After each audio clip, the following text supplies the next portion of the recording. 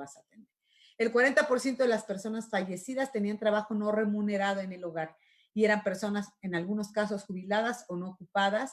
Y bueno, pues la pérdida de empleo, lo que les decía, quedarse sin alimentos, pasar hambres por falta de recursos, deterioro en la salud mental, ansiedad, depresión. Y en nuestros jóvenes, jóvenes con familias, con parientes enfermos y jóvenes que tienen que trabajar y estudiar para continuar, ¿verdad? Queriendo continuar con sus estudios en claras condiciones de desigualdad frente a otros que pueden hacerlo sin mayor problema. Entonces, esto es muy importante. Nosotros ya teníamos los problemas que estamos viviendo, no son para nada nuevos, ¿no? Y luego, bueno, pues la pandemia golpea a México, como todos lo sabemos, en un momento en que la polarización entre la sociedad se ha agudizado y sobre todo, pues que nos enfrentamos a un periodo intermedio de elecciones y eso, bueno, pues también todos los días nos mantiene muy, muy atentos, ¿no? Hay una abundancia de información, pero la calidad de la misma pues puede ser muy cuestionable, desde lo que circula por los medios que acostumbremos a leer, lo que pasa por los medios masivos como la televisión o la radio, y lo que pasa evidentemente por las redes sociales.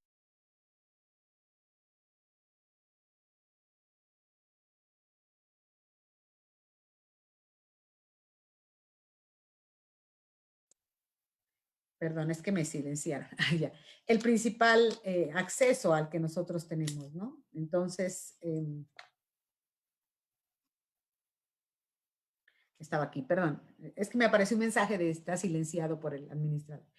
Y bueno, esta polarización, ¿verdad? Esta polarización, pues se ha acentuado en función de cómo se opina sobre el manejo de la pandemia por el gobierno, ¿no? Y sobre la credibilidad que tenemos. Una encuesta, por ejemplo, en el 2018 decía que la credibilidad en la presidencia de López Obrador, pues era muy, muy alta. Ahí puse algunos temas como educación, si ustedes se dan cuenta, pues tenía un nivel de aprobación que rebasaba, casi llegaba al 60%, en temas como el combate a la pobreza, que se ha acentuado con el tema del COVID, bueno, pues más o menos en el 60, 55%. Y el tema de la salud, pues también estaba, como se estaba manejando, estaba aprobado.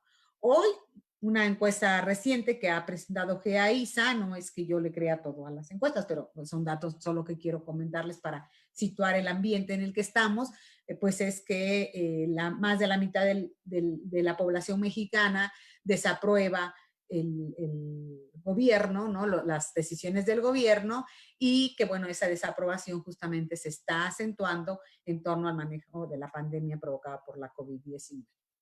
Eso solamente es lo que está pasando muy apretadamente, seguramente que hay mucho más, pero lo quería situar ahí porque la educación, pues evidentemente es un hecho, es un fenómeno social que ocurre en este mismo contexto, ¿no? Ahora, en cuanto a la agenda internacional y el contexto nacional para la educación superior. Bueno, en cuanto a la agenda internacional, nosotros se estaba haciendo alusión permanentemente a los objetivos del desarrollo sostenible, ¿no? Esta como, digamos, como este gran paraguas que se ha venido manejando desde organismos internacionales, no solo reitero ahora, sino desde hace ya varios años, por lo menos en esta necesidad de orientar la educación superior en el mundo posterior a la Segunda Guerra Mundial y este rol tan fundamental que han jugado los organismos internacionales, pues estábamos ahora en los 17 Objetivos del Desarrollo Sostenible, en el cual uno de ellos, dentro de estos 17 objetivos, estaba el tema de una educación inclusiva, equitativa y de calidad que promueva oportunidades de aprendizaje durante toda la vida para todos y que habla precisamente de la universalización de la educación básica, que en México, digamos que relativamente la tenemos, aunque tenemos poco más de 6 millones de analfabetos y de niños que no van a la escuela, pero de acuerdo a los porcentajes que se manejan, pues tenemos universalización. Y ahora hemos avanzado también en el tema de la obligatoriedad y gratuidad con la nueva reforma, ¿no? Entonces, ahí estaba el tema de la educación inclusiva, justamente porque el debate detrás de esta educación inclusiva y de estos objetivos de desarrollo sostenible es la desigualdad. Yo quiero decirles que, en mi opinión, el gran problema y un tema que hoy es el tema, ¿no? Para llamarlo de esa manera, que se discute y en el que las ciencias sociales y las humanidades tenemos mucho que decir, es el asunto de la desigualdad y cómo hemos llegado a lo que un autor que a mí me gusta mucho, como lo plantea Atkinson, dice, ¿no? ¿Hasta dónde podemos soportar la desigualdad? ¿No? nosotros hemos hecho algunos análisis teóricos y unas aplicaciones empíricas sobre el tema, y es cuánto podemos aguantar o cuánto es justificable en términos de desigualdad para la humanidad, ¿no? Entonces, de ahí surge, del análisis o de la reflexión sobre la desigualdad, surgen los objetivos de desarrollo, porque se ha derivado una serie justamente de desigualdades que se evidencian, entre otros muchos ámbitos de la vida social, en la educación. Y de ahí, bueno, pues se ha renovado la discusión sobre la inclusión, la equidad y la justicia educativa, ¿verdad? Recientemente, como producto de la pandemia, la UNESCO promovió una coalición mundial para la educación que habla justamente de la desigualdad y sus efectos. Reitero, parece que nos pusimos de acuerdo, pero de verdad que no lo hicimos, en términos de la conectividad, de la formación de los profesores y del género, ¿no? De cómo se está viviendo. Entonces, bueno, hay una iniciativa ahí mundial sobre ello. Se dice que 1.500 millones de alumnos de 165 países se han visto afectados por el cierre de las escuelas. Ha habido algunas intencionalidades de regresar, incluso en Estados Unidos, que pudiera tener como las condiciones para hacerlo, y han tenido que volver a casa porque no hay manera mientras no tengamos una respuesta desde la ciencia, es decir, una vacuna que pudiese proteger al mundo de esta pandemia, ¿no? En el caso de México, bueno, pues tuvimos en el 2018 un documento que siempre, digamos, orienta y es muy importante en la visión de la educación superior, que es el de la NUYES, que se llama Visión 2030.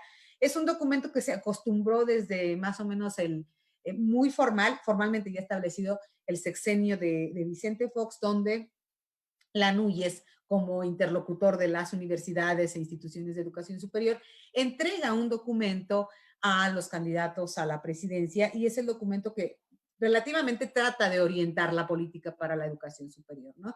Y en el 2018 fue Visión 2030. Hoy tenemos un programa sectorial de educación. En este documento pues se plantean los grandes retos de la educación superior mexicana y algunas propuestas o alternativas o sugerencias de diseño de políticas.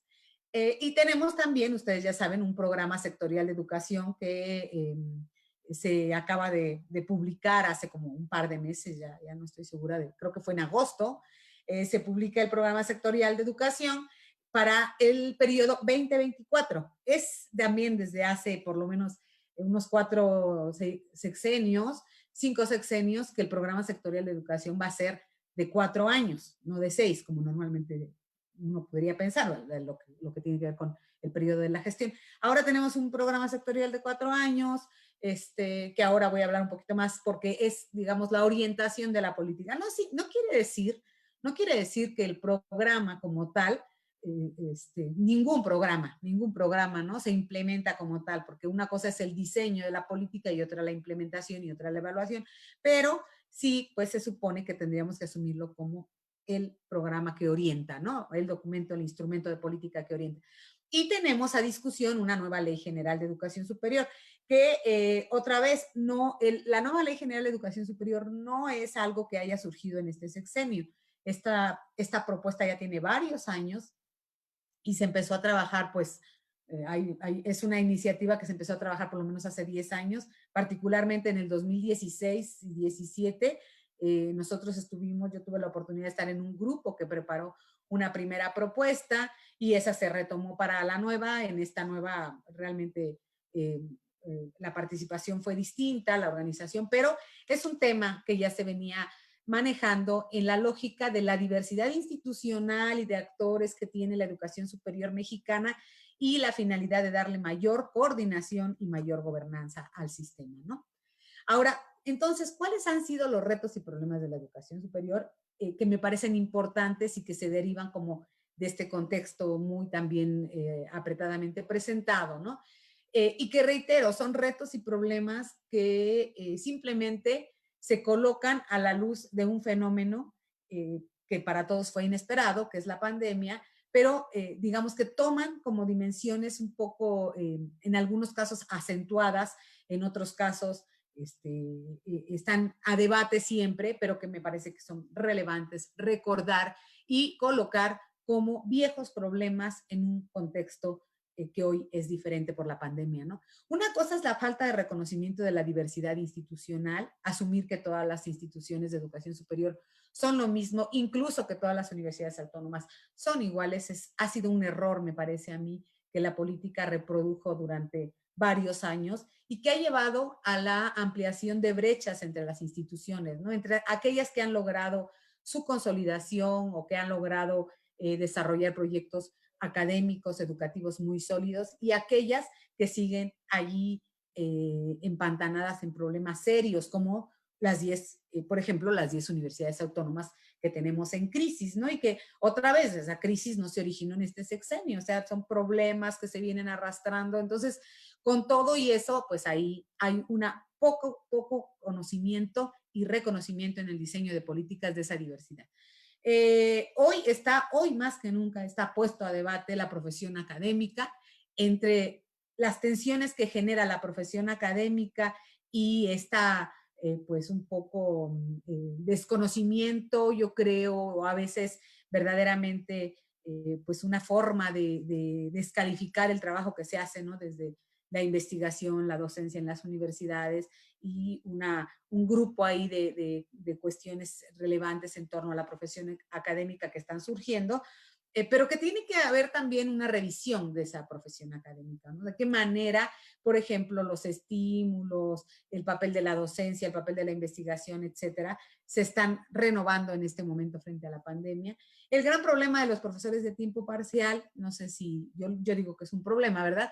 Pero que tiene que ver con esta asunción de sus condiciones económicas, laborales y para desarrollar su trabajo académico y que en México, a diferencia de lo que se pudiera pensar, pues prácticamente la mayoría de los profesores de las universidades son de tiempo parcial. Más o menos el 70% son de tiempo parcial. Una universidad como la UNAM, la más grande de este país, tiene el 80% de profesores de tiempo parcial o profesores por horas y solo el 20% de profesores de tiempo completo. Y en general es una situación ahí muy particular donde hay variadas condiciones laborales, pero ahí están, ¿no? Otro problema que hemos tenido siempre son los estudiantes y sus condiciones como universitarios y como jóvenes y el sentido que le dan a la educación. Y aquí es muy importante lo que se señalaba igual hace un momento. ¿A qué nos referimos? Bueno, a la diversidad de nuestros estudiantes, ¿no? Los estudiantes no son los estudiantes de hace, todavía uno escucha en los pasillos de las universidades añorar a los estudiantes de hace 30 años, mejor preparados, más puestos al conocimiento, más disponibles a aprender, más, y los de hoy menos. Bueno, son otros jóvenes los que hoy tenemos en las aulas universitarias, ¿no? Los estudiantes vienen de condiciones socioeconómicas muy distintas. Nosotros hemos trabajado el tema con respecto a cuáles son las condiciones de origen y el destino de los jóvenes y efectivamente, como lo señalaban hace un momento, hoy lo estamos viviendo y nos estamos dando cuenta de que hay muchachos que no tienen ni siquiera una tablet o una computadora básica para conectarse y para seguir las clases. Pero eso, reitero, no es nuevo. O sea, las condiciones de nuestros estudiantes y de los que llegan, porque eso es otro asunto que tenemos pendiente, de los que llegan a las aulas universitarias, son muy diferenciadas, ¿no? Y tienen que ver con lo que los estudios sobre desigualdad y acceso y equidad a la educación superior nos han dejado como resultado, es que en México los jóvenes que provienen de hogares desfavorecidos económica y socialmente difícilmente se pueden integrar a la educación superior. Nuestra cobertura, ustedes lo saben, es del 40%. De cada 10 jóvenes, solo 4 ingresan a la educación superior. Y esos jóvenes, ¿no? Y esos 4 que entran, podemos tener uno, y depende de las instituciones, de clase media y media alta, y después podemos tener muchachos que en verdad tienen que trabajar y estudiar, tienen que mantener una familia, ya están casados, tienen hijos, y ahorita con la pandemia eso se ha recrudecido. Y después siempre estuvimos interesados por muchos años en ingresar a jóvenes, ¿no? Que un poco, yo escribí hace poquito para la universidad y decía, es muy loable el asunto del acceso universal y de la gratuidad y obligatoriedad de la educación superior, pero a mí no me gustaría que regresáramos a los 70s, ¿no? A los 80s, donde las puertas de las universidades se abrieron, vino la oleada de expansión, pero adentro no sabíamos qué pasaba y cuántos salían. Entonces cumplíamos con el reto de meter a muchos, pero quién sabe adentro cómo. Y a mí todavía me tocaron, seguramente a algunos de ustedes también, esas aulas de 100 estudiantes donde recibíamos clases y pues los que aprendieron, aprendieron y los que no, a ver cómo le hacen, ¿no? Entonces, el reto de conocer a nuestros estudiantes y su diversidad es fundamental. Lo otro es el agotamiento de los modelos de evaluación y aseguramiento de la calidad, que creo que también es un problema que tenemos que atender. Y es que la evaluación ha sido el eje de las políticas para la educación superior los últimos 30 años, ¿no? Se evalúan estudiantes con el Ceneval, con exámenes que las universidades mismas preparan, se evalúan profesores con el PRODEP, con el SNI, con los sistemas de becas y estímulos de las universidades, se evalúan programas académicos con la evaluación de los CIES, con la acreditación de los organismos reconocidos por el COPAES, por el PNPC, se evalúan instituciones por la vía de los CIES, que ahora también hace acreditación de instituciones, y en el caso de las particulares por la acreditación institucional de la FIMES. Todo se evalúa, pero en mi opinión, y disculpen si digo algo muy fuerte, en mi opinión la evaluación ya no funciona para la mejora de la educación superior. Se convirtió en un mito, se convirtió en una rutina institucional y en muchos casos, no estoy diciendo que en todos, lo digo a raíz de los resultados de la investigación que hacemos, se simula por cumplir. Se busca la estrella, se busca la asociación al financiamiento, pero ha mostrado su agotamiento en términos de qué manera realmente contribuye a mejorar la calidad, y eso implica asumir un concepto de calidad de la educación, ¿no? Entonces, también creo que hace falta una revisión profunda. Es verdad que hay tendencias internacionales para la evaluación y el aseguramiento de la calidad, y es esas mismas tendencias con organismos como la INCUAGE o RIACES a nivel internacional se están cuestionando para qué ha servido la evaluación, la acreditación y el aseguramiento de la calidad, que en principio no la asegura y más bien coloca a las instituciones en procesos de burocratización, de una constante simulación por cumplir, y también en un tipo de conformación de mercado de evaluaciones y acreditaciones que resultan para las instituciones onerosas a veces y con pocos resultados. El tema de la autonomía universitaria sigue siendo el tema, ¿no? Tuvimos pues algunos embates a la autonomía, ustedes lo saben, cuando empezó el gobierno en el 2018 sobre qué era si se desaparecía la autonomía de la ley, si fue un olvido, si fue, qué pasó ahí, bueno, pero la autonomía sigue siendo un tema no solamente que atraviesa nuestra vida universitaria, sobre todo para las universidades que la tenemos, ¿no? Sino que también nos obliga a comprometernos con la transparencia y la rendición de cuentas. Yo no asumo a la autonomía como el baluarte con el que nosotros podemos autogestionarnos y hacer lo que queramos, ¿no? Yo creo que tenemos que vincularla necesariamente con el concepto y con las herramientas de transparencia y rendición de cuentas. Tenemos también un problema muy, muy persistente que es la educación superior privada y la generación de mercados, ¿no? Y los estudiantes que quedan ahí a la deriva en algunas instituciones de poca calidad y bueno, pues ahí quedan.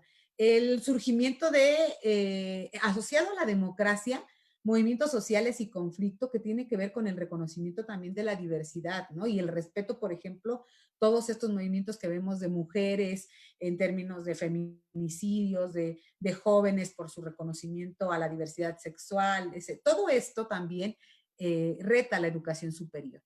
Y por supuesto el tema de la cobertura, la inclusión y la diversidad, que tiene que ver con la obligatoriedad y gratuidad, y que coloca a las universidades públicas autónomas como las de ustedes, muchos de los que están acá veo que están en las universidades autónomas, como la mía propia, donde yo trabajo, y es precisamente cuál es el esfuerzo, pero también cuál es el compromiso del Estado para que nosotros podamos ampliar o abrir las puertas a más jóvenes, incluir a más jóvenes, considerar la diversidad y la equidad en esa cobertura con el compromiso presupuestario que eso implica. O sea, hablar de obligatoriedad y gratuidad implica tener un proyecto de financiamiento para la educación, la ciencia y la tecnología que también se comprometa y que si bien como instituciones tenemos que hacer un esfuerzo y saber que necesitamos incluir a más jóvenes, bueno, no es suficiente, yo digo, ¿no? O sea, también creo que si hay una política de esa naturaleza, tiene que haber una política de financiamiento en concordancia. Y por supuesto, hoy estamos viviendo de manera distinta los temas de violencia, inseguridad y corrupción que de alguna manera han colocado algunas instituciones con graves problemas en términos de sus instalaciones. Hoy no estamos en la universidad, pero hay que pensar que cuando regresemos todo esto sigue ahí, ha venido de atrás y sigue, ¿no? Y nos va a agarrar también con la pospandemia. Eso es un resumen, ese que son muchos, no voy a abordar cada uno de esos, más bien voy a hacer, tratar de dar algunos elementos como para reconocerlos con mayor profundidad. Y luego, ¿qué esperábamos, no? Esperábamos que todos estos problemas que les digo que son añejos o que los venimos ya reconfigurando y reconstituyendo, pues esperábamos quizá una forma de hacer políticas de manera distinta, que era pues que fueran políticas más inclusivas, que pensáramos en qué, no estoy diciendo de todos los problemas que señalé antes, no estoy diciendo que todo lo que se hizo en torno a esos problemas en términos de política educativa no funcionó. Para mí era muy importante, y lo discutimos mucho con otros colegas interesados en los temas, es ¿qué va a pasar? ¿Qué continuidades? Nosotros nos sentíamos como, a ver, lo que hay que modificar es la evaluación y acreditación, lo que hay que modificar es tal cosa, pero hay que dejar aquello que funcionó. Entonces, ¿qué va a pasar? Va a haber continuidades, modificaciones, cambios, rupturas en las políticas para la educación superior, cómo vamos a integrar a los actores, cómo vamos a darle un sentido renovado a las políticas, siempre recuperando lo que funcionó en el pasado, y si eso nos podría llevar a un nuevo paradigma de políticas públicas, no gubernamentales, entendiendo esto como una construcción más inclusiva, ¿no?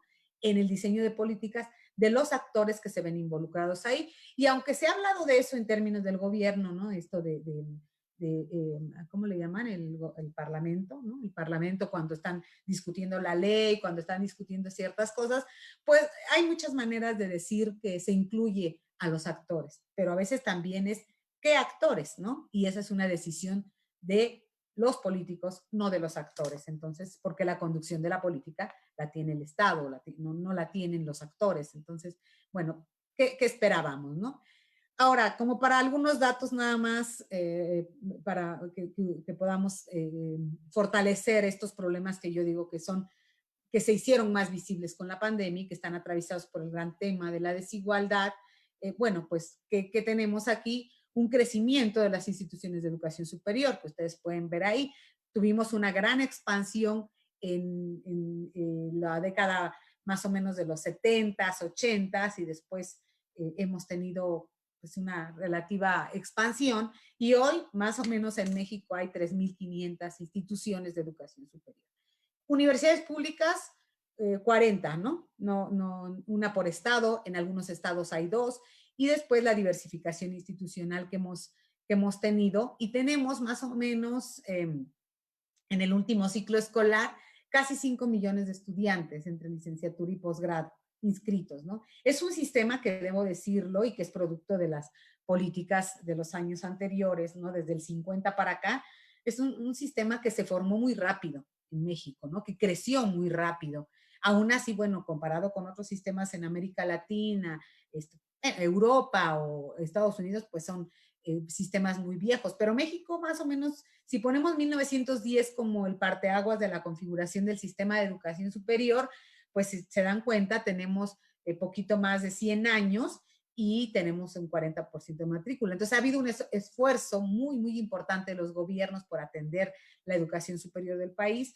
Ha habido, reitero, grandes logros, hay que reconocerlo, pero estábamos en un punto, después de 30 años, fundamentalmente relevantes en materia de política para la educación superior, estamos en un punto de inflexión muy importante que se agudiza con la pandemia y que nos tiene que hacer pensar diferente y revisar el pasado y, por supuesto, pensar cómo vamos a hacer para el futuro, porque hoy tenemos un sistema mucho más diverso, ¿no? Ustedes aquí lo pueden ver. Tenemos, decía yo, nuestras universidades públicas federales, más las 35 estatales, las autónomas, que son los que nos dan las 41 universidades de las que les hablaba hace un momento, Y después ya tenemos una serie de tipos institucionales, ¿no? Para los cuales a esto es a lo que se le ha querido dar coherencia al sistema, gobernanza al sistema, porque bueno, pues parecen tipos institucionales distintos, pero en muchas ocasiones hemos hecho una suerte de lo que en materia de teoría para la política pública, una de las tantas que hay, se llama isomorfismo institucional. Entonces, todas se quieren parecer o todas nos queremos parecer a un modelo de universidad, ¿no? Y no todas tenemos las mismas condiciones para parecernos. Entonces, es como un sistema diverso, pero homogéneo que ha fracasado en términos de esa diferenciación. Bueno, aquí lo tienen ustedes, se ve más claro cuál es la participación. Y en términos de la matrícula, pues quienes cargan con el peso más grande de la matrícula son las universidades autónomas, las federales y las particulares. Si ustedes se dan cuenta, tenemos un sector particular del 33, casi el 34%, ¿no? Que no había crecido tanto por ahí hasta el 2000, no sé, 17, por ahí se había quedado, pero ha tenido 4 puntos porcentuales en términos de estudiantes, no es cualquier cosa. Entonces, ahí tenemos un sector público del 66% y tenemos ya pues un sector privado que ha empezado a crecer nuevamente. Y en el caso del posgrado, particularmente, la configuración resulta interesante porque el posgrado, si se dan ustedes cuenta en la gráfica, pues recae en las instituciones particulares. Y en posgrados, en áreas, en disciplinas muy específicas que tienden más a la administración, a la educación, ¿no? Yo veía, ustedes son escuelas de filosofía y humanidades, no recuerdo bien, pero así está, no es la red de facultades, y la educación generalmente la situamos en las humanidades, ¿no? Y curiosamente el sexenio pasado, los posgrados que más se abrieron, que estuvieron predominando en cuanto a la estructura del posgrado, pues fueron los de educación, porque se vincularon con la reforma educativa y la formación de docentes para el nivel básico. Entonces, bueno, pues hoy tenemos un posgrado particular y casi que ahí no hay un proceso de evaluación y acreditación como lo hay para nuestras universidades, fundamentalmente para los posgrados que se evalúan con el PNPC del CONACYT, ¿no? Entonces ahí hay otro reto importante. Tenemos, les decía, una matrícula, una cobertura, ¿no? Una tasa bruta de cobertura del 41%. Recuerden ustedes que el gobierno señaló que al concluir el sexenio tendríamos que alcanzar el 50% de cobertura, de tasa bruta de cobertura. No sé si lo vamos a alcanzar, pero esa fue la promesa gubernamental, ¿no? Y lo que también tenemos, otra vez aludiendo al problema de la desigualdad y las brechas interinstitucionales y el reconocimiento de las condiciones de profesores y estudiantes en nuestras universidades, es que evidentemente no es lo mismo, ¿verdad? La educación superior, la cobertura en algunas entidades, mientras que otras no han podido salir del rezago en términos de la cobertura, ¿no? Entonces, todas las que tenemos hacia arriba, la Ciudad de México, por supuesto, en un nivel de cobertura muy alto, claro, ahí se concentran más jóvenes, es entendible, pero de todas maneras, si ustedes ven, por ejemplo, el caso de Oaxaca, pues evidentemente que tenemos ahí problemas, ¿no? Y ahí los que ustedes ven hacia abajo, ¿verdad? Es que no han crecido, y en algunos casos han disminuido, pero además ahí hay problemas muy acentuados de crisis, de conflictos permanentes, etcétera. Entonces, pues esto no podemos dejar de verlo y reitero, pues son problemas que ya teníamos, ¿no? Y luego, el gasto federal por alumno en educación superior, pues se ha venido a la baja. Si ustedes se dan cuenta, y otra vez, no es en este sexenio, o sea, ha venido a la baja desde que inició el sexenio de Peña Nieto, un poquito ya desde el de Calderón, ahí empezamos a tener problemas, y ahora estamos pues en una situación, y en este año se agudizó por los ajustes presupuestales, etcétera, se agudizó y el gasto federal por alumno en educación superior pues está yendo a la baja y esperemos que el otro año pueda por lo menos estabilizarse, ¿no? Ahí está, ¿no? Ahí tenemos lo que en promedio costó, promedio el gasto por alumno. Fíjense, 49,563 pesos es lo que nos cuesta un estudiante al año, ¿verdad? Se calcula en función del presupuesto que se otorga para la educación superior y bueno, pues ahí tenemos cosas bien diferenciadas, igual si nos metemos a hacer análisis más puntuales del financiamiento. Pero reitero, pues hemos venido a la baja, ¿no? Entonces, estamos, si hacemos una comparación en términos reales del peso, pues estamos como estuvimos cuando estaba Salinas o un poquito menos, ¿no?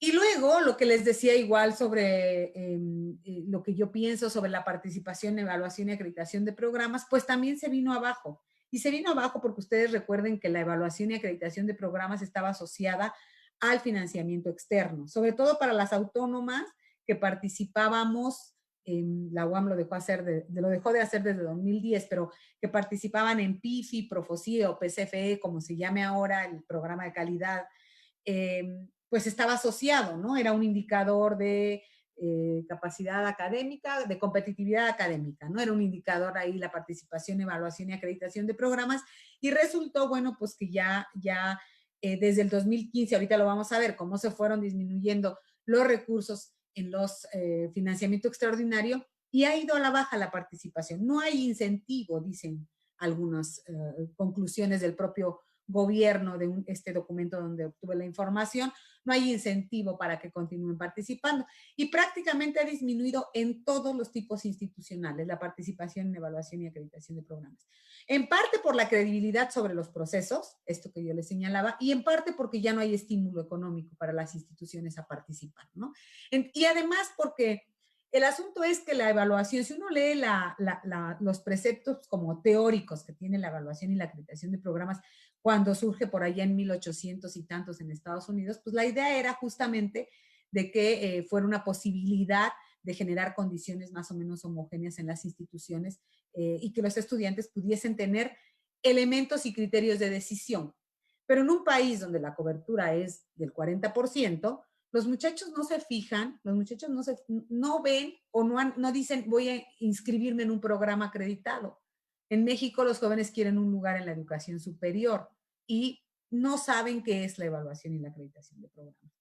Estaba pensada para que tomadores de decisiones, padres de familia, estudiantes, la evaluación y la acreditación les orientara en cierto tipo de decisiones, pero en nuestro país ese precepto no ha funcionado del todo porque nuestra cobertura es mínima, ¿no? Entonces, si ustedes ven, en las públicas estatales que eran muy importantes, pues ha disminuido, pero en las federales hemos caído como 30 puntos abajo, entonces no hay interés por participar ahí, ¿no?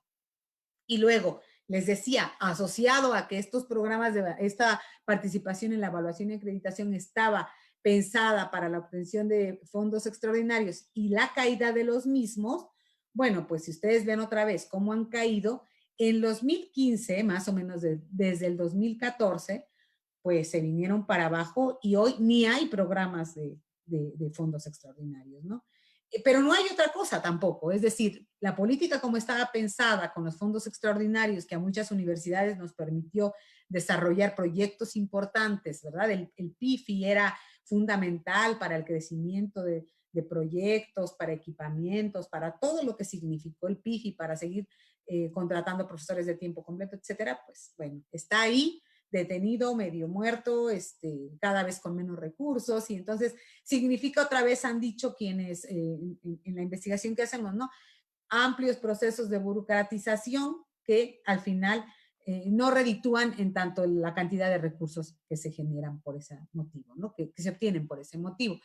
El que sí ha seguido creciendo, pero bueno, saben ustedes todo el debate que hay alrededor, es el Sistema Nacional de Investigadores. Los datos que tuve solo no están actualizados ya en la página del CONACYT hasta el 2016, pero iba creciendo.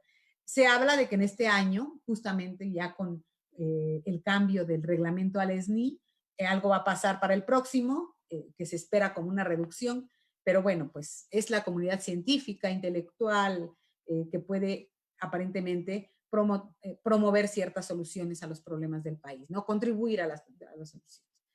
¿Cuál ha sido y cuál es entonces en este marco de cosas que les acabo de señalar la orientación de las políticas? ¿Dónde está centrada la orientación de las políticas para este sexenio? Bueno, primero es que algo que me parece que hay que reconocerle al gobierno es su diagnóstico, que coincide por lo menos con el que algunos de nosotros que nos interesa el tema hemos hecho. La desigualdad es una condición estructural que evidentemente afecta a la educación y lo que vamos a encontrar es una reproducción de desigualdades múltiples y cruzadas, llaman los economistas, ¿no? El estudio de la desigualdad está puesto desde la propia filosofía, ustedes, la mayoría, no sé si todos sean filósofos, pero desde los discursos de Kant, ¿no?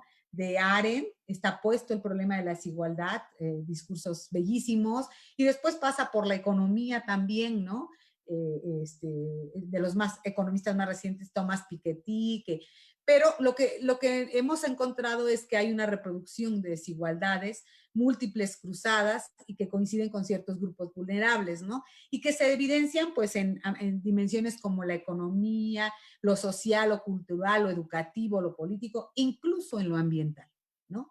Es decir, aquellos grupos desfavorecidos pues se van a ver desfavorecidos en todos estos ámbitos, ¿no? Y es muy común encontrar, por ejemplo, desigualdad en términos de etnia, sexo y discapacidad, por ejemplo, ¿no? Entonces, a eso se le llaman desigualdades múltiples y cruzadas. Y las desigualdades nos han metido en tensión, por lo menos supongo que a los que analizamos las políticas, pero a los que las hacen yo creo que un poco más, en tensiones en relación a la inclusión, la redistribución, el acceso de oportunidades, la meritocracia y la justicia educativas. La meritocracia es otro tema que está renaciendo, que está resurgiendo.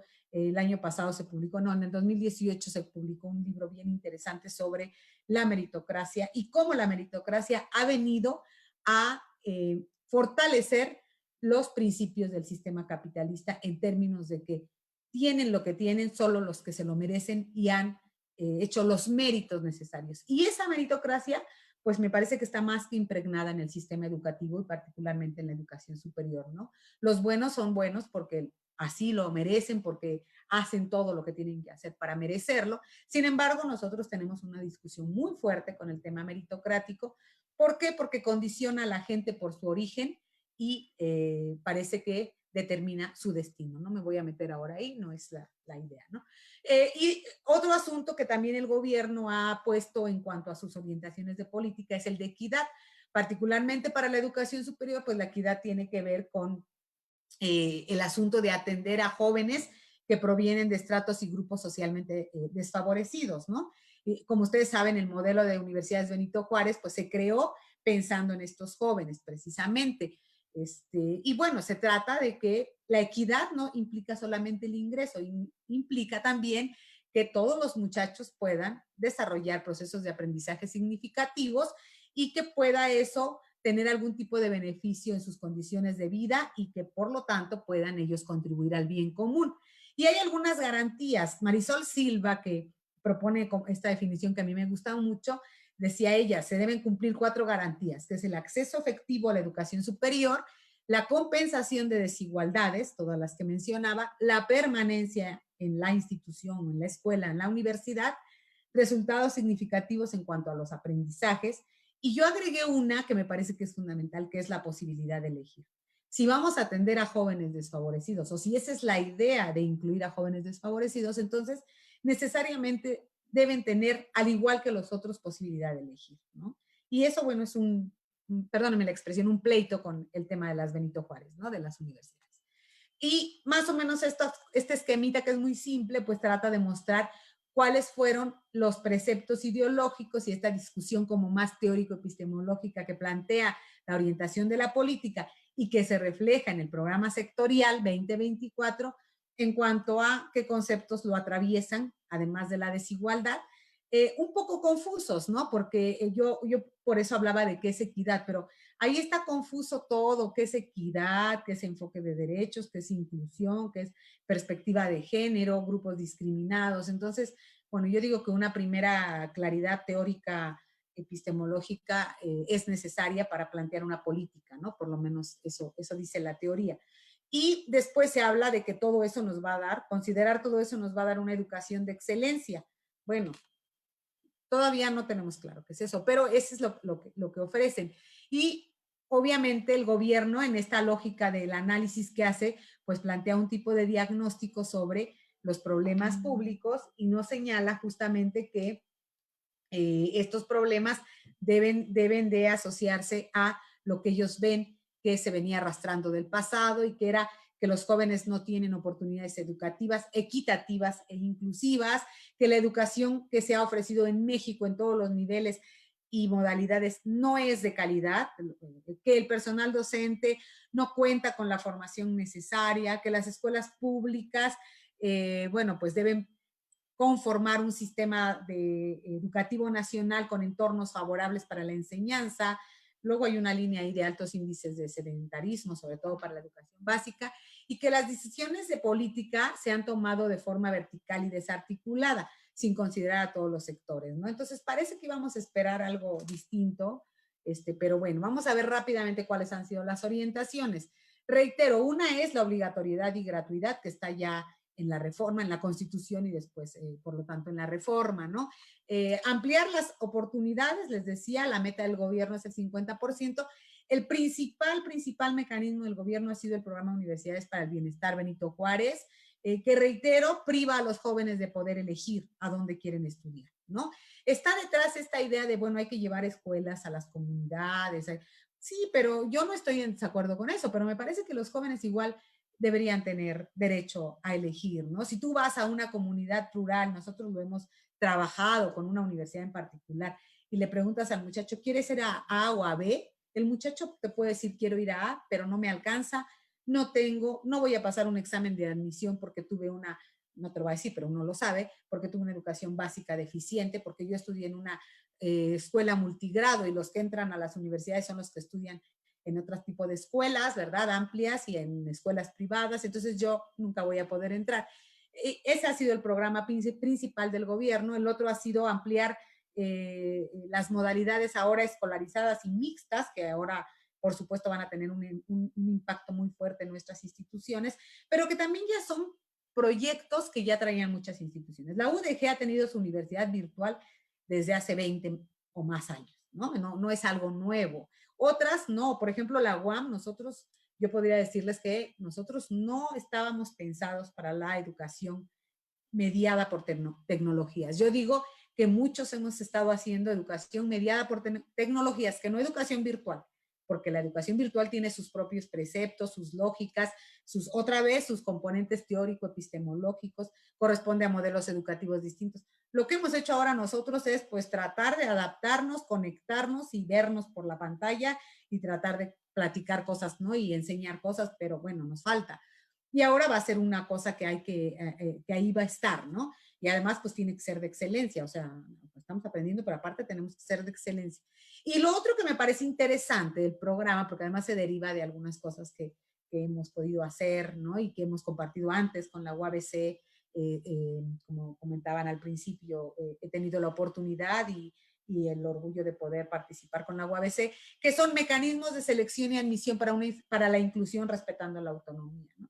Y que es precisamente lo que ha hecho Brasil y han hecho en otros, Finlandia y han hecho otros países, que es incluir a grupos desfavorecidos, a grupos de jóvenes desfavorecidos, que es nada menos que lo que se llama educación y selección por cuotas, ¿no? Y bueno, ahí está, me da gusto que esté. Ahora, ¿cómo se va a hacer? Bueno, pues ese es otro asunto. Y en el caso de las universidades autónomas, nos toca reflexionar sobre el tema y pensarlo. En algunas ya se está haciendo.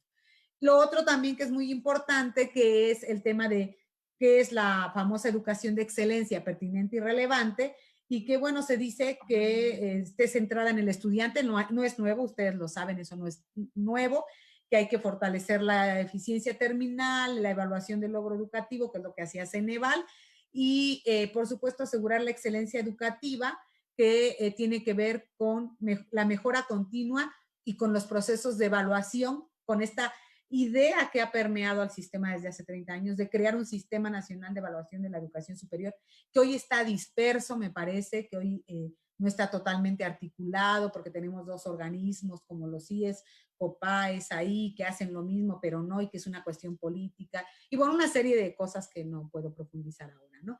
El otro asunto también fundamental es el asunto del personal docente en la educación superior y que plantea el programa pues revisar el tema de los estímulos, ¿verdad? De los estímulos o becas que se da a los profesores universitarios, principalmente a los de tiempo completo, y que es nada menos que la deshomologación salarial, porque es la asignación de una beca, de un recurso económico adicional a tu salario por la productividad, ¿no? Entonces, el gobierno tiene puesta la mira ahí, así que nos correspondería ir pensando y reflexionando en torno a ello. Y por supuesto también el tema que yo les decía que me preocupaba y que yo lo he planteado en varios foros y que aparece hoy tal cual como yo lo planteo en una investigación y en una publicación, condiciones laborales y académicas de las y los profesores de asignatura. No digo porque yo sea la única que reconoce el problema. Lo que sí puedo decir es que junto con una colega me parece que fueron de las primeras investigaciones en torno a visibilizar un problema en profesores, ¿no?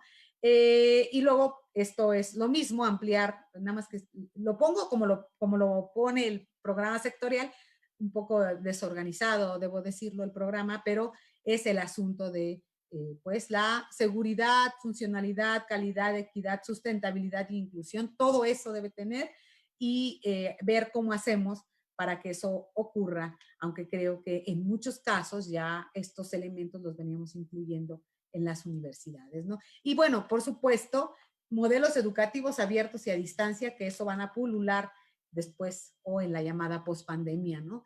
Y algo que nos interesa muchísimo, que yo les comentaba al principio, que es la gobernanza del sistema y que tiene que ver con la ley, la nueva Ley General de Educación Superior, con la idea de integrar, de tener un sistema de información del sistema, de realmente poder colaborar entre modelos, entre diferentes instituciones, que lo hacemos, pero de una manera distinta. Lo que les decía, una política de financiamiento, dice el programa sectorial, un fondo de educación superior para garantizar la obligatoriedad y gratuidad. Sin embargo, yo leía, revisando, pues, analizando un texto que hizo Javier Mendoza, sobre financiamiento y decía que justo para este año se aprobó, para lo que se aprobó para 2020, que vamos a terminar, se olvidó, entre comillas, este fondo para la educación superior. No quedó registrado. Y hasta ahí no tengo conocimiento, pero no ha llegado a las instituciones cómo va a operar este fondo, ¿no? O sea, cómo realmente en este afán del gobierno por ampliar la cobertura, que es un objetivo pues muy humano, cómo se va a acompañar y sobre todo cómo se va a acompañar en este tiempo de pandemia, ¿no? Y eso, como les decía, tiene que ver con la asociación que tenemos que hacer con la transparencia y la rendición de cuentas. Y se habla de este nuevo acuerdo educativo nacional. Bueno, ya veremos qué es eso del acuerdo educativo nacional. Por supuesto, es un discurso político, pero tendrá que observarse qué es lo que no hemos logrado ver todavía en el tema, ¿no? Y finalmente, voy a cerrar, bueno, yo digo que efectivamente el punto de inflexión del COVID-19 pues nos llama a la reflexión para pensar en una política educativa distinta, ¿no? Para la educación superior, renovada, recuperando lo bueno del pasado, que esté centrada en pues el reconocimiento de la diversidad, en el problema de la desigualdad como una condición estructural, que sea pensada para la diversidad y la equidad, para la inclusión, pensando en la cobertura, pero equitativa, responsable, para que pueda ser una educación de calidad y que realmente pueda promover o empezar a promover una mayor justicia y equidad educativas en el país, no solo para la educación superior, para todos los niveles, ¿no? Y que eso pueda contribuir a la educación como se le ha observado, como lo ha dicho Freire, Dubé, etcétera, los filósofos de la educación, para que sirva para la transformación personal y social, pero para eso se requiere una mayor gobernanza, ¿no? Y se requiere también una política de financiamiento sólida y permanente y comprometida del Estado y las instituciones. Pues hacia dónde, en este panorama que seguramente resultaba rápido, perdónenme, bueno, por supuesto que nadie habíamos considerado hacia dónde vamos o hacia dónde podemos ir en otra nueva u otra normalidad, realidad en la pandemia y después, bueno, pues nadie había considerado la pandemia, ¿verdad? Tenemos, les decía, hay una orientación de política de 4 años que no sé cómo va a ir avanzando. Siempre el defecto del análisis de políticas es que a veces decimos cosas que pueden pasar, a veces pasan, a veces no. Tenemos la intensificación de las desigualdades y asimetrías entre instituciones, entre profesores y entre estudiantes. aunque hay esfuerzos muy, muy loables, por ejemplo, desde la NUYES y desde las propias instituciones por colaborar, creo que seguimos todavía aislados, me refiero en términos de cada institución ahorita está preocupada por resolver sus propios problemas y está observando al interior de sus instituciones estas desigualdades y asimetrías en términos principalmente en este momento de profesores y estudiantes. Estamos viviendo una transición en el cambio institucional, en el cambio de lo que nosotros llamamos cambio de política previsto, ¿no? El gobierno ya nos habían anunciado que este gobierno quería un cambio institucional. Tuvimos una reforma y ese es el gran cambio institucional. Pero creo que seguimos viviendo entre la no política, las inercias institucionales en agotamiento, por ejemplo, el tema de la evaluación y acreditación y otras tantas, y un cambio que todavía no logramos ver cómo está cambiando y si realmente es un cambio con cambio o un cambio sin cambio, ¿no? ¿Qué vamos a enfrentar? Pues enfrentamos un contexto también, hay que decirlo, propicio para los cambios institucionales y organizacionales en las universidades en medio de la crisis. Si algo nos ha enseñado esta crisis es que tenemos que pensar diferente frente a una situación extraordinaria y que las fórmulas de siempre no funcionan, ¿no? La educación virtual o semipresencial, yo les decía, o la educación mediada por tecnologías que ahora estamos haciendo, es para todas y todos los estudiantes y profesores en la diversidad que tenemos, cómo lo estamos resolviendo, quiénes están quedando fuera, además de los que ya estaban, ¿no? Yo les decía, sí hay una cobertura del 40%, de cada 10 solo entran 4, los otros 6 ya estaban afuera. ¿Cuántos más están quedando fuera?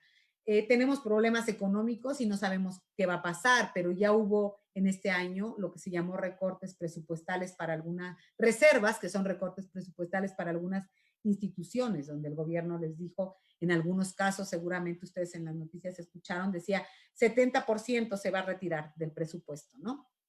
Y sabemos el tema de los fideicomisos, etcétera. Entonces, una omisión clara en el tema de las instituciones privadas que preocupa tanto por la coordinación del sistema como por saber qué está pasando en muchas de ellas, diminutas, pequeñas, qué está pasando con los jóvenes de esas instituciones, ¿no? ¿Qué tipo de educación están recibiendo? ¿Qué tenemos que pensar también en los modelos académicos? ¿Cómo se van a renovar en cada una de nuestras instituciones? ¿Deben preservarse? No debemos verlo ahora como intercambiables por la educación no presencial, pero cómo renovarlos, ¿no? Hay quien dice, ya vamos a pasar, ya nada va a ser igual después de la pandemia. Yo creo que no va a ser igual, pues un punto de inflexión en la historia de la humanidad, pero tampoco podemos pensar que ahora ya nos vamos a convertir a la virtualidad, porque creo que la educación es un hecho social humano que, en mi opinión muy particular, requiere de la interacción, eso, ¿no? Humana, social, de vernos. Todos sabemos que, por lo menos yo así lo vivo, nunca va a ser igual una clase mediada por la computadora y la pantalla que encontrarnos en un aula o en un escenario en la universidad y en los pasillos de la misma, ¿no?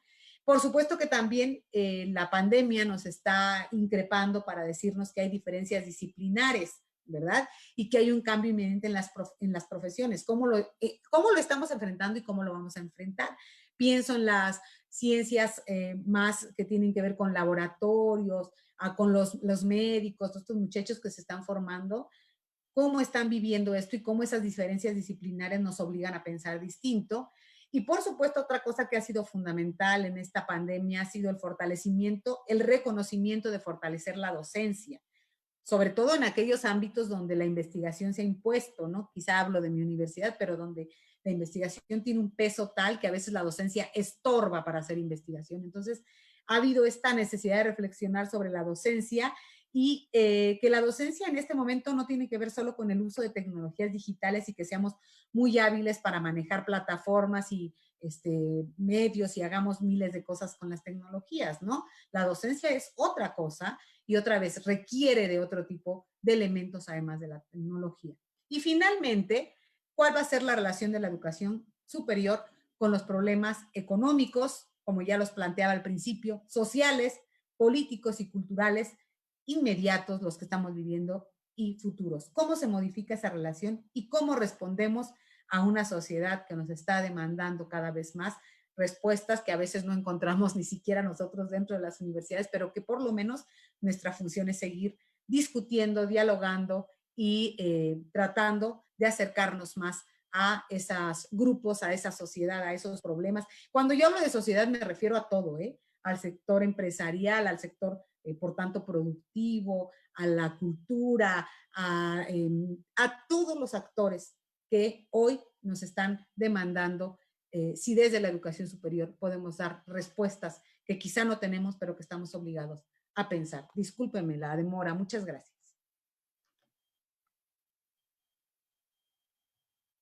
Muchas gracias.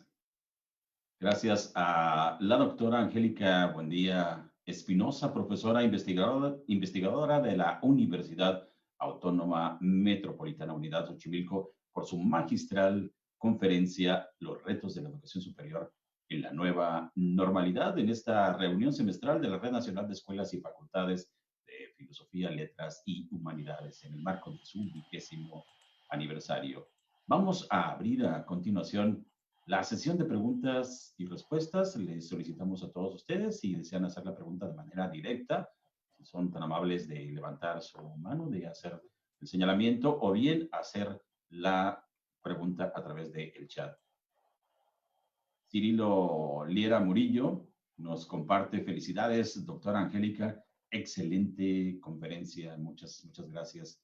Gracias a la doctora y por supuesto gracias a Cirilo Liera Murillo, que nos comparte este comentario en el chat. Así que esperamos que ustedes nos hagan llegar sus preguntas, sus participaciones, sus observaciones a esta conferencia magistral, Los retos de la educación superior en la nueva normalidad.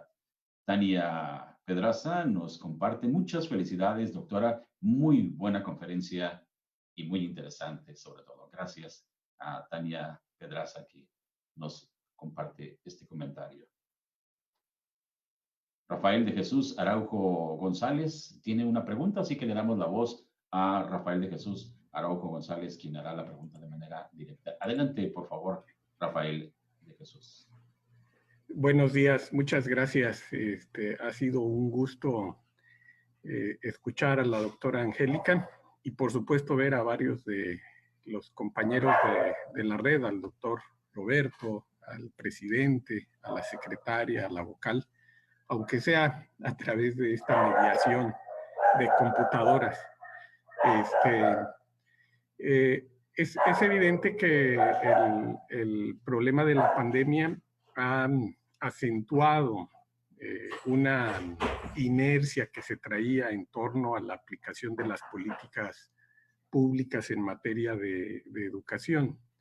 Sin embargo, la dinámica, sobre todo en las universidades, sean federales o estatales, que tienen la característica de ser autónomas, generan una serie de políticas también al interior de estas instituciones, muchas de ellas derivadas de conceptos o conceptualizaciones en torno a los modelos educativos. Y uno de estos es el que se refiere a la flexibilidad de los programas, que en muchas ocasiones se ha visto limitada por toma de decisiones más de carácter burocrático administrativo, aunque el programa educativo diga, por ejemplo, que un estudiante puede hacer movilidad hacia otras instituciones, al final no lo hace porque la equivalencia es limitada por la toma de decisiones burocráticas. Yo quisiera que usted me externara, si fuera tan amable, de qué podría o cómo podría influenciar esta situación de la pandemia. Conozco, por ejemplo, el caso de la Universidad de Guadalajara, que ellos incluso crearon un concepto de calificación pendientes para atender este tipo de contingencias y que nos hablan de un cambio también en la manera de administrar los programas educativos. Pero la parte que me interesa mucho es la de la flexibilidad. No sé si fui claro, porque dije varias cosas, ¿no? Muchas gracias.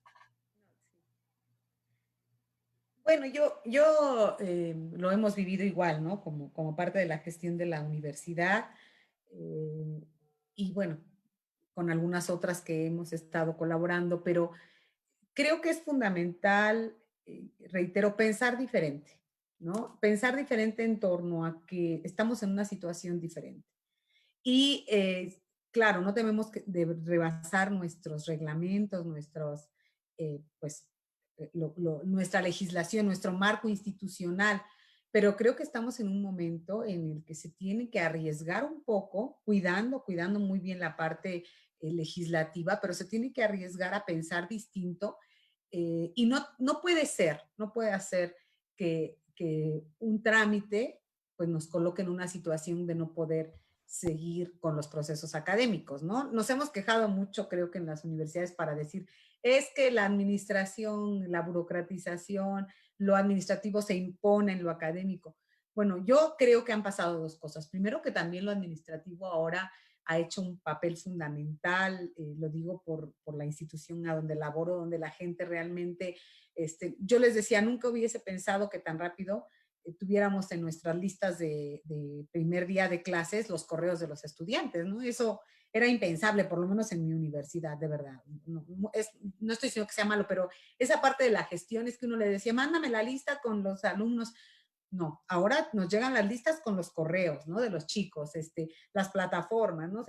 Se renovó muy rápido. Entonces creo que sí hay que pensarlo así. Se está trabajando yo acabo de terminar un libro, un reporte, es un libro, pero es sobre la movilidad de los estudiantes normalistas en un proyecto que se llama Movilidad Paulo Freire, que auspicia la Organización de Estados Iberoamericanos, ¿no?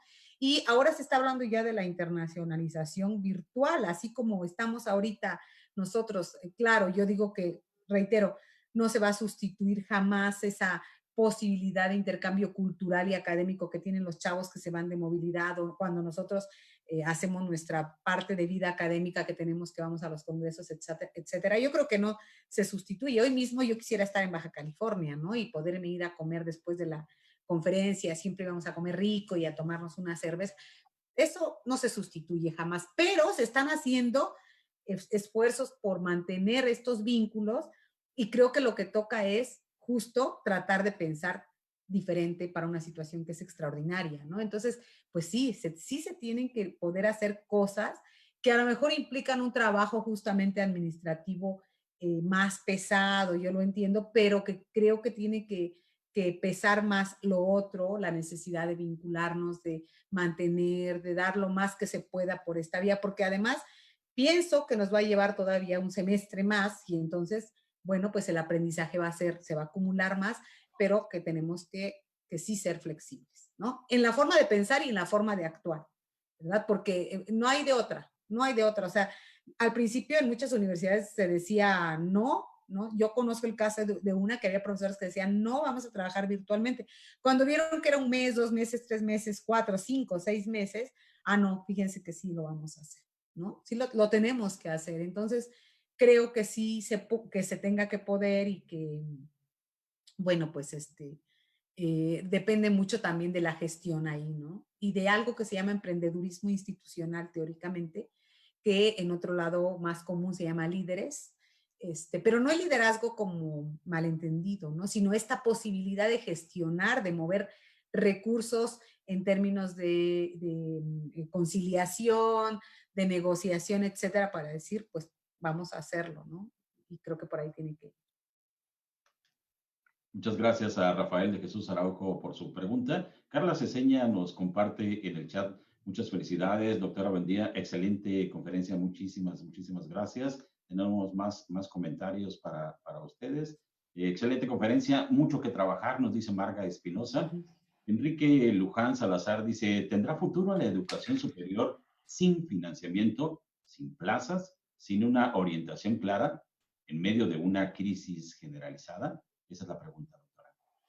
Bueno, yo digo que este es el contexto, pero los actores tenemos agencia, ¿no? O sea, este es el contexto que yo les he platicado sobre los problemas que traíamos, los aciertos, por supuesto que hay muchos aciertos, reitero siempre de los últimos 30 años de política, que tenemos muchos retos, pero también seguimos haciendo las cosas en las universidades, ¿no? Y creo que nos esforzamos mucho por hacerlas y pienso que sí tiene futuro en la medida en que podamos movernos como comunidad. hay acciones individuales y hay acciones colectivas. Y en este momento creo que lo colectivo debe privar en torno al interés y la relevancia de la educación superior. Y si no priva desde arriba, pues yo creo mucho más en lo que Guy Peters llama las políticas de abajo hacia arriba, ¿no? Entonces, cómo nosotros precisamente desde lo colectivo podemos construir? Porque las soluciones en cada universidad han salido de las comunidades, no del Estado. O sea, el Estado puede decir lo que quiera en sus orientaciones. Claro, yo las pongo porque la pregunta asociada al financiamiento, el financiamiento, bueno, yo seguí muy de cerca o sigo muy de cerca las noticias de las universidades y pues mencionaba las universidades en crisis. Seguimos muy de cerca el tema del financiamiento de la UABC por un interés muy particular, pero todo eso, ¿no? O sea, todo esto también tiene que ver con la comunidad. Esa marcha emblemática de la UABC, me parece eso, emblemática para hablar del colectivo y de que evidentemente las orientaciones de política las puede poner el gobierno, el Estado, ¿no? Pero el colectivo, la acción colectiva, ¿no? Hay muchos textos al respecto y yo creo que así ocurre. La acción colectiva es la que mueve o da posibilidad de generar o de romper con esa verticalidad en las decisiones, ¿no? Y creo que lo que sí es que en el tema del financiamiento pues tenemos que estar muy pendientes, porque hay demasiados compromisos sociales y no sea que la educación sea la última prioridad en el listado del gobierno, ¿no? Entonces, ahí otra vez tenemos que actuar de manera colectiva. Gracias, No doctora. estoy llamando a una marcha, ¿eh?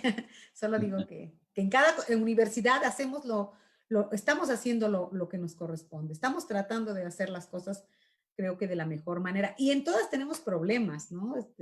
Con los maestros, desde los muy buenos, de los que se adaptaron, desde los que no.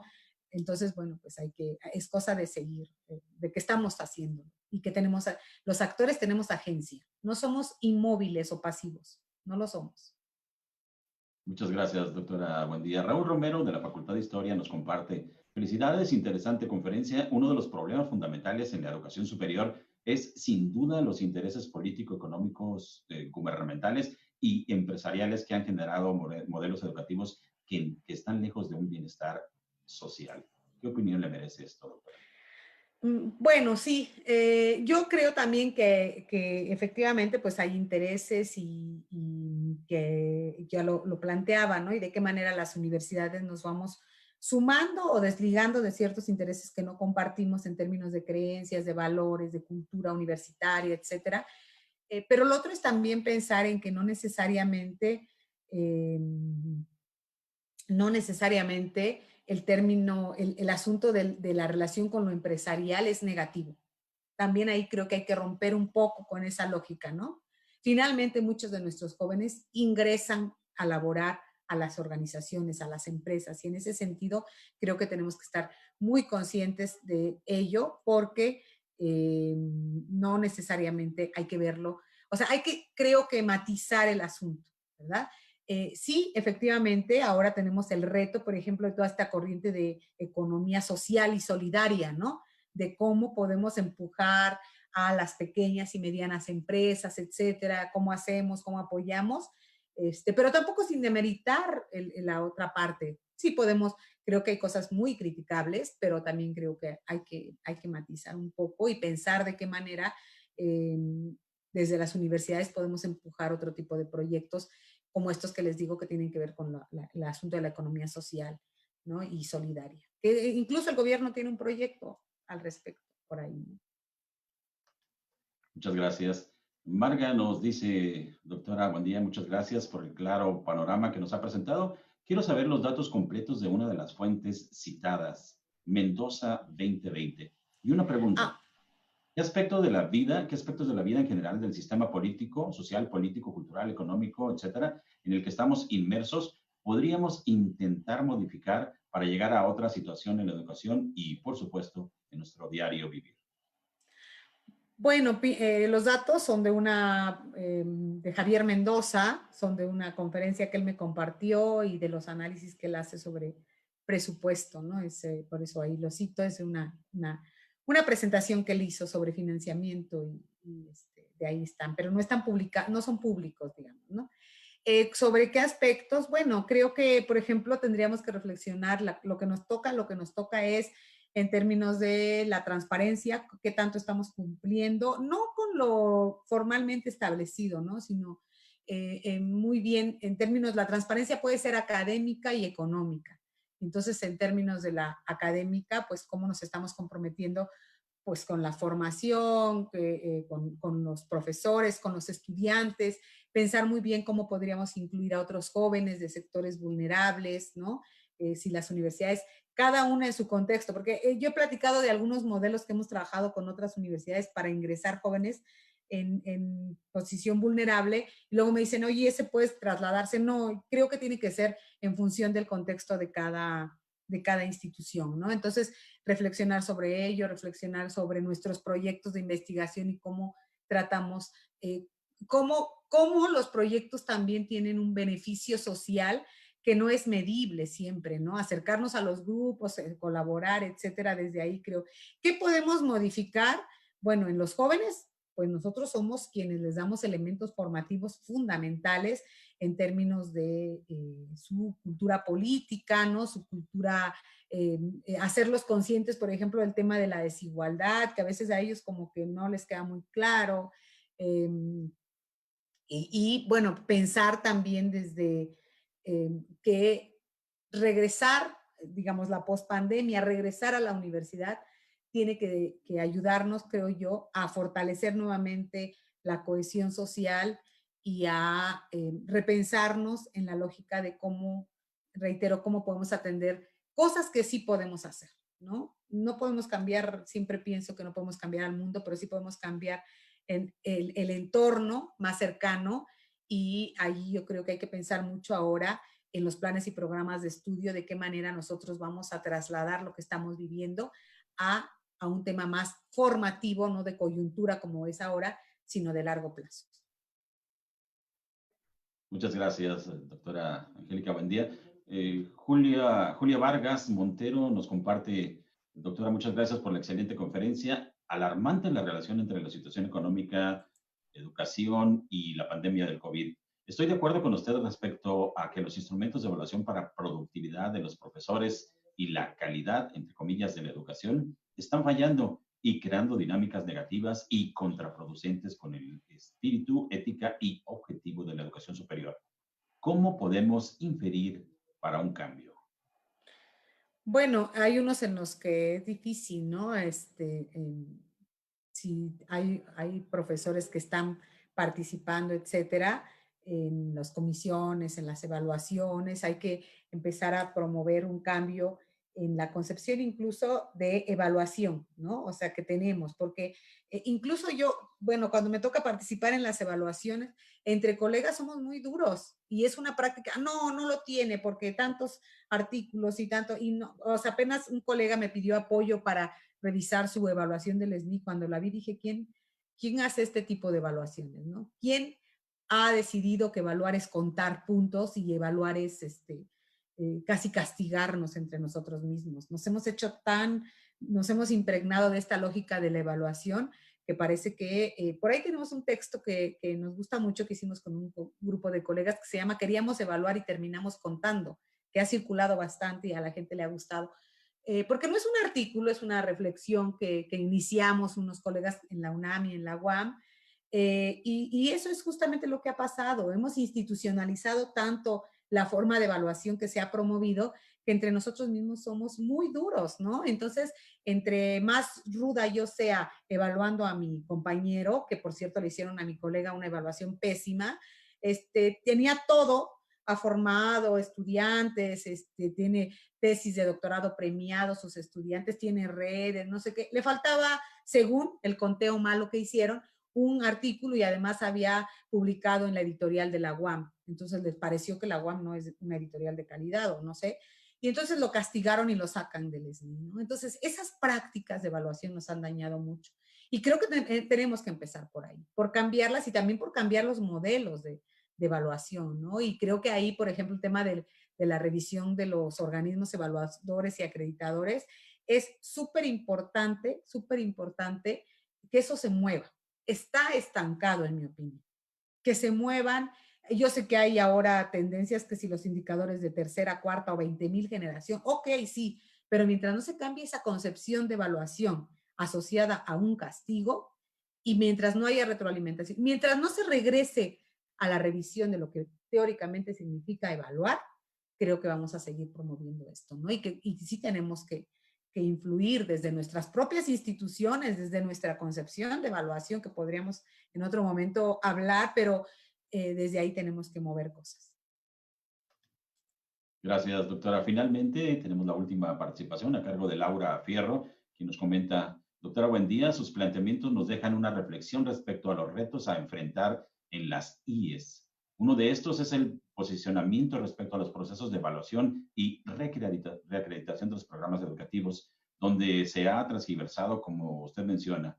No se toma como una autoevaluación al interior del mismo programa, de todos los actores internos y externos que intervienen en su desarrollo. Creo que esto podría contribuir, ¿cree usted que esto podría contribuir a cambiar la visión de la evaluación?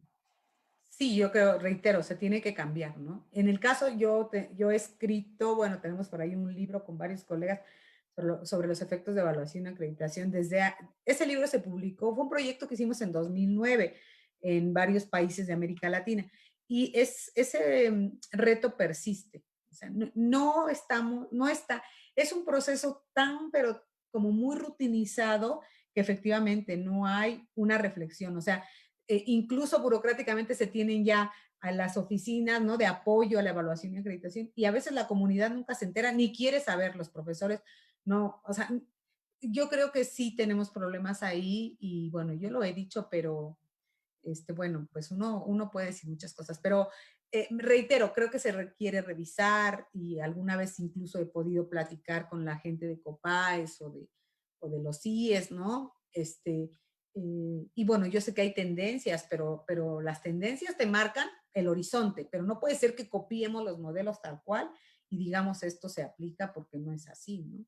Y se mira con la misma vara todas las instituciones. Entonces, eso es difícil. Aunque dicen que se reconoce ya la diversidad en los procesos, pues yo pienso que todavía se podría hacer un poquito más. Bueno, nos toca solamente verlo desde el lado de la investigación, pero creo que sí se puede. Y al interior de las instituciones igual se deben promover esfuerzos de evaluación, pero con sentido de mejora, ¿no? Nada más. Muchas gracias, doctora. Buen día. Finalmente, la doctora Lupita Rodríguez Bulnes nos comparte precisamente el artículo que usted mencionaba. Queríamos evaluar y salimos contando. Ya está ahí también en el chat para que ustedes, amigos, lo tengan. Gracias, muchas gracias. De descargarlo y de consultarlo. Gabriela Austria Pineda, muchas gracias por su participación. Y tenemos aquí a dos más. Tere Cortés, que hace una felicitación extensiva a la doctora. Y bueno, pues todos los participantes también haciendo lo mismo. Una felicitación a la doctora Angélica Buendía Espinosa. Y para hacer entrega virtual de la constancia de esta magistral participación, vamos a cederle el uso de la voz a el doctor Lázaro Gabriel Márquez Escudero, presidente de la Red Nacional de Escuelas y Facultades de Filosofía, Letras y Humanidades. Adelante, doctor, por favor.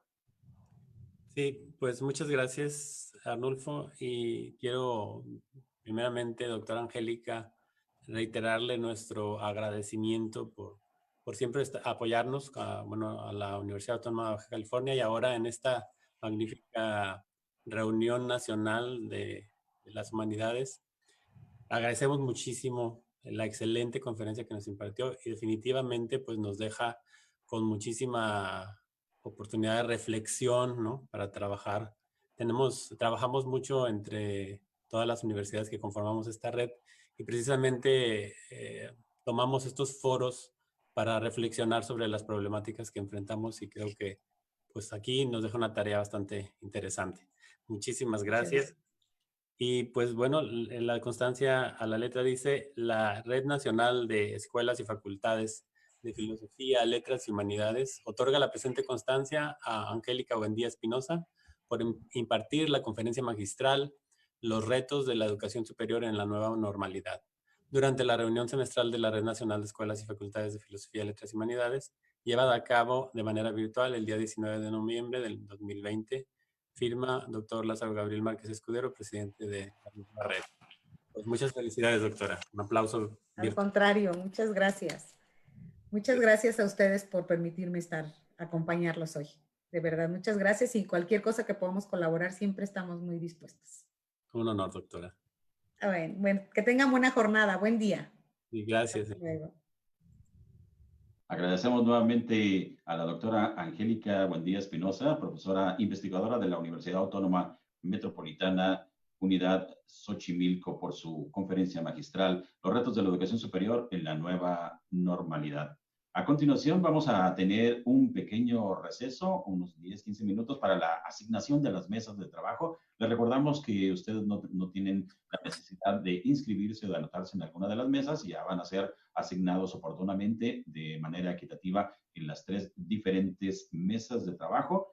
Se titula Propuestas concretas para fortalecer la vinculación entre miembros de la red. Después a la 1:45 hora de Baja California, 11:45 la hora del centro de la Ciudad de México, tendremos la sesión plenaria con relatorías de las mesas de trabajo. Les recordamos que los líderes de las mesas de trabajo, la mesa número 1 será la maestra Ludivina Cantú Ortiz de la Universidad Autónoma de Nuevo León, y el moderador de esta sala será el maestro Marco Velázquez de la Universidad Autónoma de Baja California. La mesa de trabajo número 2 estará liderada por la maestra Deyanira Escobar Ruiz de Unicash, y el moderador o la moderadora de esta sala será la maestra Karina Holguín de la Universidad Autónoma de Baja California. Y finalmente la mesa de trabajo número 3 estará encabezada por el líder doctor Luis Antonio Romero de la Universidad Veracruzana, y la moderadora de esta sala será la maestra Tania Pedraza de la Universidad Autónoma de Baja California.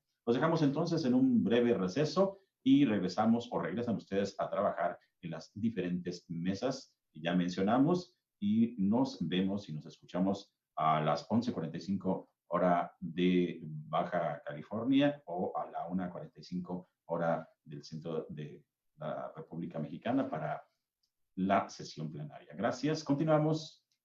Adelante.